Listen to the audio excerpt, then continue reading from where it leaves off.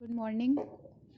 तो आज आप लोगों का व्याकरण का जो पहला चैप्टर था उसका अंतिम भाग में हम लोग देखेंगे। तो अभी तक हमने पहले देख लेते हैं हमने क्या क्या देखा है। तो हमने देखा है भाषा किसे कहते हैं, भाषा की परिभाषा, भाषा के कितने रूप हैं और भाषा के विविध रूप, बोली, लिपि, ठीक है। तो लिपि की परिभाषा, तो ये सब हमने देखा है। और आज जो हम देखेंगे वो है व्याकरण। तो व्याकरण किसे कहते हैं? तो हम कोई भी भाषा बोलते हैं, ठीक है, तो ज़रूरी नहीं है कि वो शुद्ध ही हो। अगर जैसे कि अगर मैं किसी लड़की से बात करूं, ठीक है, तो मैं बोलूँगी ए तुम इधर आओ, तुम कहाँ गया था, ठीक है, तो वो समझ जाएगी कि मैं बोलना क्या चाह रही हूँ। लेकिन व्याकरण के रूप से या अगर हम सही रूप में देखें तो यह वाक्य गलत है, ठीक है। यहाँ पर क्या होना चाहिए, तुम कहाँ जा रही हो, ठीक है। तो ये हमें कैसे पता चलेगा कि हम सही बोल रहे हैं या गलत बोल रहे हैं? तो ये हमें व्याकरण के द्वारा पता चलता है। हम कोई भी भाषा बोले, चाहे वो इंग्लिश हो, चाहे वो हिंदी हो, चाहे वो अपनी कोई भाषा हो, तो उसमें हमें जब तक हम व्याकरण का प्रयोग नहीं करेंगे तब तक वो भाषा शुद्ध नहीं हो सकती। किसी भी भाषा को शुद्ध करने के लिए व्याकरण की ज़रूरत पड़ती है। जैसे यहाँ अगर हम लोग देखें तो व्याकरण एक ऐसा शास्त्र है जो भाषा के वर्णों मतलब जैसे हो गया क ख ग घ, ठीक है, तो ये सब हो गए, या अ आ ई वर्णों, शब्दों और वाक्यों का शुद्ध ज्ञान एवं प्रयोग सिखाता है। व्याकरण किसी भी भाषा का शुद्धतम रूप प्रस्तुत करने का प्रयास करता है। तो अभी मैंने जो बताया कि व्याकरण क्या करता है, तो व्याकरण किसी भी भाषा को शुद्ध करने का प्रयास करता है, ठीक है। व्याकरण अगर नहीं हो तो हमारी कोई भी भाषा शुद्ध नहीं हो सकती। जैसे कि बहुत सारे ऐसे लोग हैं जो कि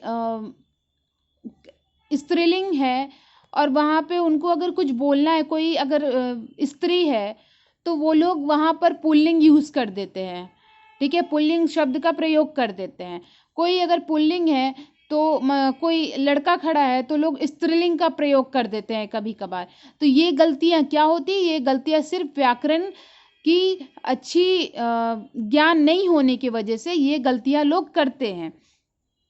अब यहाँ पे कुछ कुछ जैसे व्याकरण से ही संबंधित कुछ कुछ ऐसे आपके शब्द लिखे हुए हैं, जैसे अपने संस्कृति और सभ्यता को भी बचाने के लिए हम व्याकरण का प्रयोग करते हैं। अब यहाँ पे देखते हैं व्याकरण के मुख्य अंग क्या है। तो किसी भी भाषा का सबसे छोटा इकाई जो होता है, किसी भी भाषा की जो सबसे छोटी इकाई होती है वो होती है वर्ण। क्या होती है? तो वो वर्ण होती है। वर्ण अभी मैंने बताया क्या हो जाएगी, जैसे कि क ख ग घ या अ आ ई कुछ भी, ठीक है। तो वर्ण जो है किसी भी भाषा की छोटी इकाई होती है। तो व्याकरण के मुख्य अंग क्या क्या है? तो सबसे पहला है वर्ण विचार। वर्ण विचार में हम लोग क्या क्या देखते हैं? तो वर्ण विचार में हम देखते हैं कि हम वर्ण विचार में सीखते हैं कि किसी भी वर्ण मतलब क ख ग घ, इसको हम लोग कैसे सही तरीके से कहाँ कहाँ प्रयोग कर सकते हैं, ठीक है। उसके बाद आता है आपका शब्द विचार। शब्द विचार कैसे होगा? शब्द विचार जब हम वर्णों को मिलाएंगे, जैसे कि अगर मैं बोलूँ आम, ठीक है, तो आ जोड़ म जोड़ अ, ठीक है, तो ये होगा, ये क्या है? आ या म या अ, ये क्या है? ये वर्ण है, लेकिन जब इन सबको जोड़ दिया गया तो ये क्या हो गया? एक शब्द हो गया, ठीक है। तो ये बन जाएगा आपका शब्द विचार में, ठीक है। अब वाक्य विचार, तो हमें पता है जैसे मैं बोलूँ कि मैं आम खाती हूँ, तो ये अलग अलग जो शब्द है, मैं आम खाती हूँ, तो इन सबको जब हम लोग इकट्ठा लिखेंगे, एक वाक्य में लिखेंगे, तो वो हो जाएगा आपका वाक्य विचार। अब यहाँ पे देखते हैं साहित्य क्या है। तो साहित्य का मतलब आप लोग सीधा सीधी ये समझ सकते हैं कि जो समाज के हित में हो, ऐसी बातें जो समाज के हित में हो उसको साहित्य कहते हैं। जैसे कि यहाँ हम लोग पढ़ सकते हैं, हित सहित साहित्य, अर्थात जिसमें समाज का हित हो।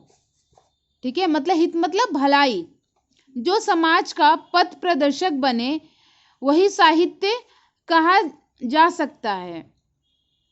अब इसका एक परिभाषा है जो कि अगर आता है कि साहित्य क्या है तो आपको ये परिभाषा लिखनी है कि किसी भाषा के संचित ज्ञान संग्रह को साहित्य कहते हैं। अब साहित्य दो प्रकार के होते हैं, सबसे पहला होता है गद्य और दूसरा होता है पद्य।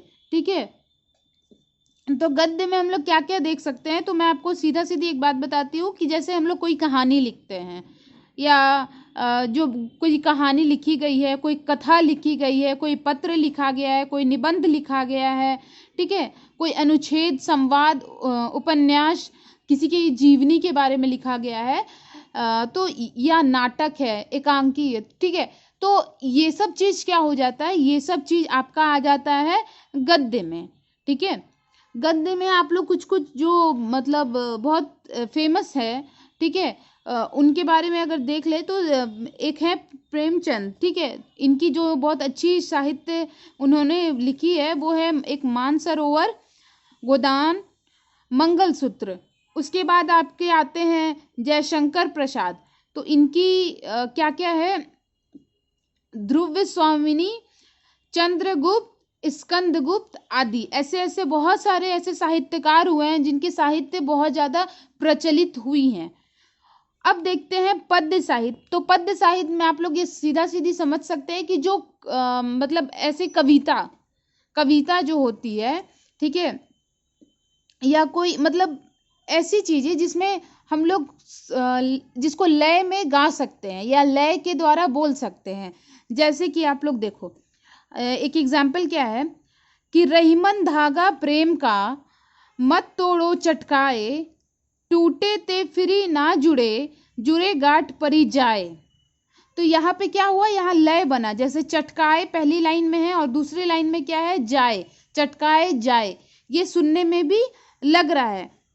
ठीक है, तो ऐसी ऐसी जो मतलब कविता है या ऐसे ऐसे जो कुछ कुछ काव्य हैं, तो ये सब किस में आते हैं, आपका ये सब आएंगे आपके पद्य में। ठीक है, तो ये चैप्टर आपका यहाँ पर ही अब खत्म होता है। इसके बाद नेक्स्ट चैप्टर आपका मैं करवा दूंगी नेक्स्ट वीडियो में। Thank you.